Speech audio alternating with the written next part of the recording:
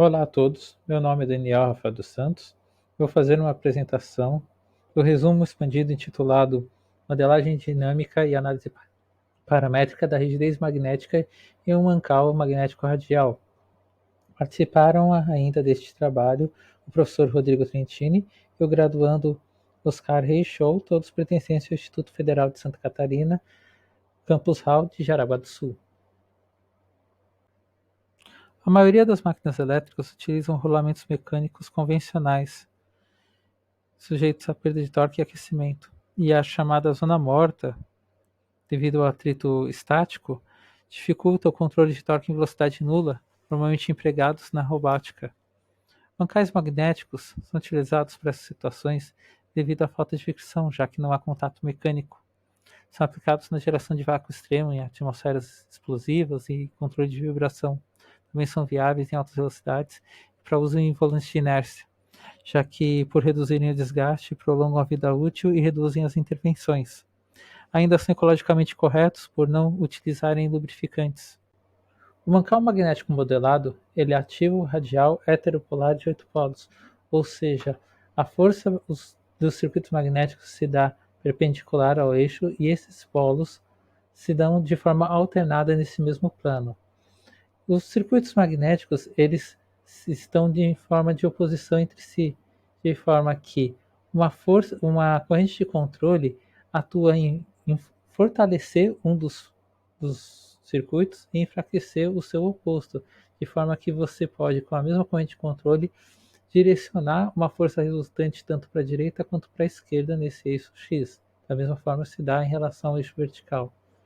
A força magnética linearizada ela é proporcional a esse deslocamento em relação ao centro de equilíbrio e à corrente de controle que é exercida.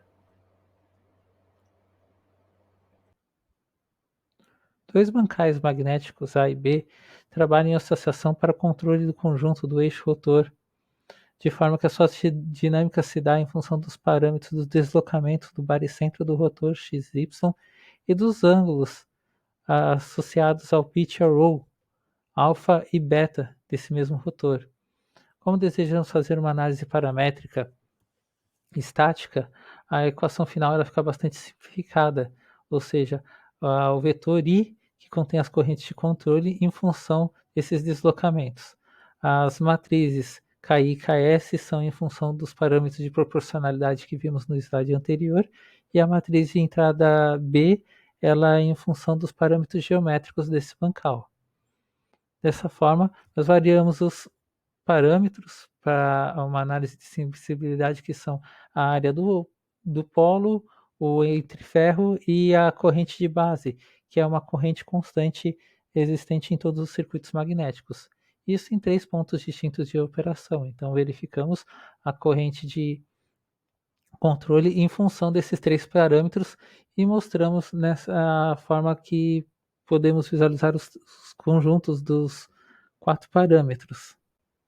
As correntes de controle não devem superar em magnitude as correntes de base, porque isso introduz singularidades aos sistemas e representam restrições aos parâmetros que podemos adotar.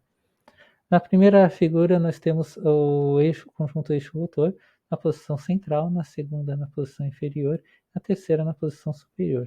A pior delas é a posição inferior, porque nesse caso a proximidade com os circuitos magnéticos inferiores acabam reforçando a força-peso, dificultando o trabalho dos nossos bancais.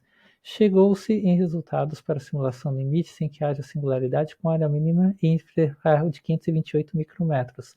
A análise de saturação ainda simula o maior valor de corrente para todas as bobinas, 2,5 A, chegando a valores inferiores a 1,1 Tesla. Os parâmetros determinados foram corrente de base de 2,5 amperes, área do polo de 5,18 micrômetros quadrados e interferro de 528 micrômetros. Com esses valores, a corrente de controle tem magnitude máxima de 2,5 amperes, ou seja, dentro dos parâmetros desejados e mínimos. Esses resultados visam o auxílio na construção e controle de um protótipo em uma próxima etapa. Muito obrigado.